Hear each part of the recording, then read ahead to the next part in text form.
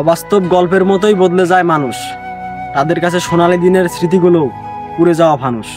অতীতগুলোকে ওরা নিজ হাতেই মারে, আবার স্বপ্নচারীদেরকে প্রতারক অনুভব করিয়ে ছাড়ে। তারা কেবল ক্ষণিকের সময় নিয়েই আসে, তবে ভরসা যোগায় আমৃত্যু রবে পাশে।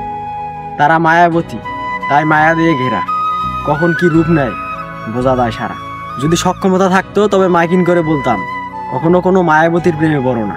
কারণ এদের মাঝে কেবল প্রেমই নয়, রয়েছে নরহত্যার মতো ভয়ঙ্কর ছলনা।